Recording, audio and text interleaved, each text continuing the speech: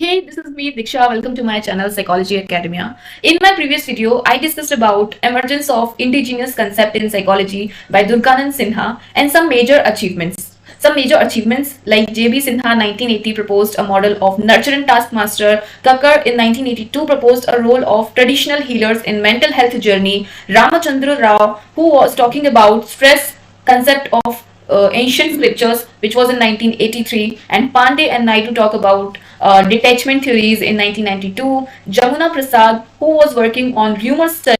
So today I'm going to talk about indigenization concept 1980s, which was brought by Durganand Sinha 1994. So Durganand Sinha के according दो तरीके से indigenisation की process को किया जा सकता है. पहला फेज वो है जो कि 100% प्योर है, जिसमें कोई भी एडेप्टेशन नहीं हो सकती है, जो कि बिल्कुल कल्चरली बाउंड है.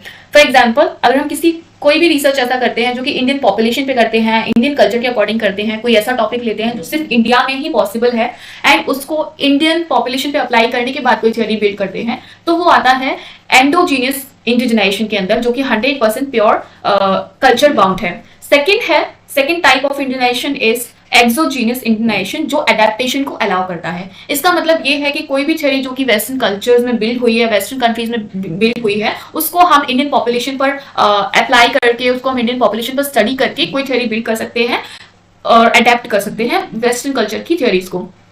तो उस टाइम पर क्या था कि ये चीज इतनी फीजिबल नहीं थी कि हम तुरंत से शिफ्ट कर पाए बिल्कुल एंडोजीनियस इंडिजनाइजेशन की तरफ, जो कि सिर्फ कल्चर बाउंड रहता है, प्रॉपर कल्चर बाउंड रहता है, क्योंकि काफी सारे ऐसे इंडियन साइकोलॉजिस्ट थे जिन्होंने अपनी एजुकेशन वेस्टर्न कंट्रीज से ली थी, वेस्टर्न साइकोलॉजिस्ट के अंडर ली थी, वेस्टर्न प्रोफेसर के अंडर ली थी, तो उनकी जो आइडियोलॉजी थी वो भी वेस्टर्न थी.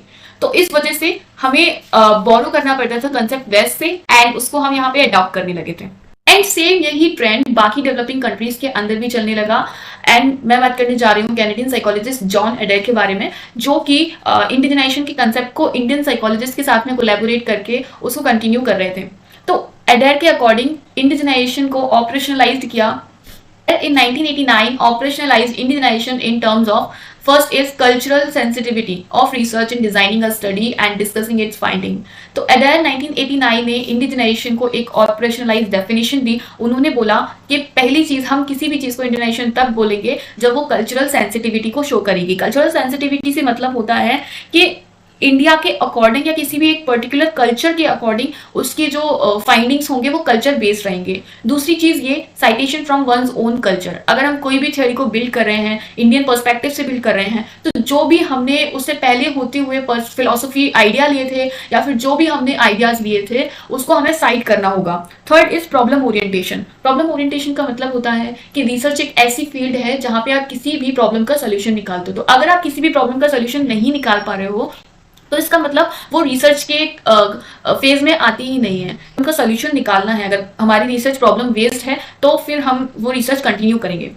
Fourth is culturally anchor test. Culturally anchor test का मतलब है वो टेस्ट जो कि कल्चर बेस्ड टेस्ट हो रहे हैं. जैसे कि अगर हम देखें तो भाटिया टेस्ट है जो कि अडेप्ट किया गया है इंटेलिजेंस टेस्ट जो वेस्टर्न कंट्री से लिए गए थे. उसी तरीके से अगर हम TAT देखें तो TAT एक वो टेस्ट है जो कि वेस्टर्न कंट्रीज में बनाया गया था एंड एक है इंडियन वर्जन जो कि उमा चौधरी का है. तो उन्होंने TAT को इंडियन कल्चर के अकॉर्डिंग अडेप्ट किया. And the last one is cross cultural comparison. Cross cultural comparison is all about like comparing our theories with other countries people's theories so that we can get idea कि हमारी culture की जो orientations है वो कैसे different है.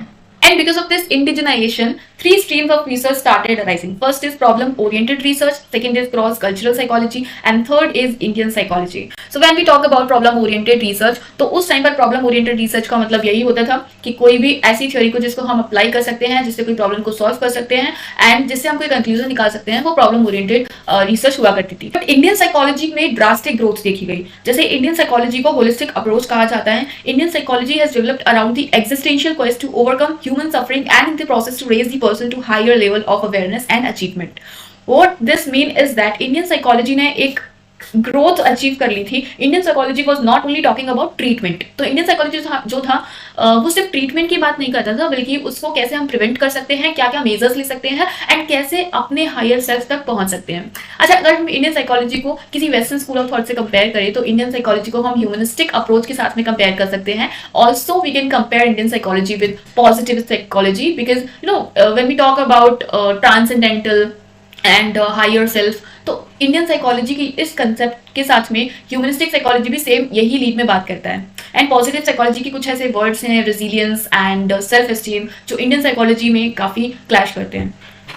Indian psychology जो था वो इनर सेल्फ पर फोकस करता था, वो फोकस करता था सब्जेक्टिव मेथड्स पर। एंड सब्जेक्टिव मेथड का मतलब ये नहीं कि Indian psychology non scientific field के अंदर आएगा, बल्कि इंडियन साइकोलॉजी साइंटिफिक था, क्योंकि वहां पे थ्योरीज जो थी वो एप्लीकेबल थी। वहां पे जो भी हम थ्योरीज बिल्ड करते थे वो साइंटिफिकली टेस्टेड थी एंड एक्सपेरिमेंटल थी।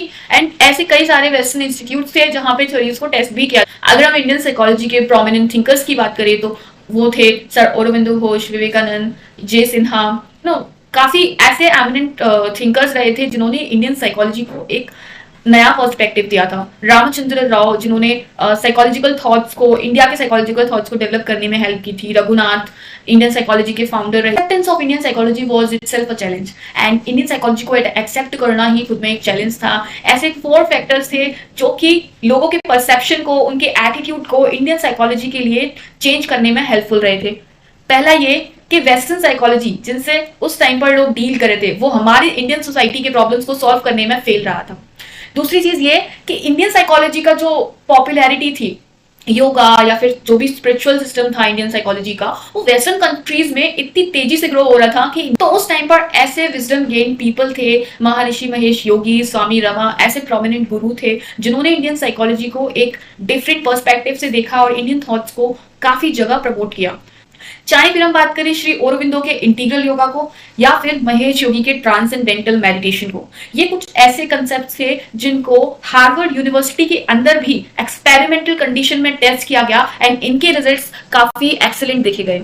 एक्चुअली इंडियन साइकोलॉजी में कॉन्शियसनेस कंसेप्ट को देखा गया, सेल्फ ग्रोथ के कंसेप्ट को देखा गया, एंड ट्रांसपर्सनल साइकोलॉजी जो कि एक सब डिसिप्लिन है साइकोलॉजी के फील्ड में, जिसने धीरे धीरे करके religious traditions and eastern psychology को स्पिरिचुअल साइकोलॉजी में कन्वर्ट किया। एंड स्पिरिचुअल साइकोलॉजी जो कि वेस्टर्न कंट्रीज में काफी फेमस हुआ, धीरे धीरे करके इंडियन साइकोलॉजी की ग्रोथ एक अलग लेवल पर देखी गई।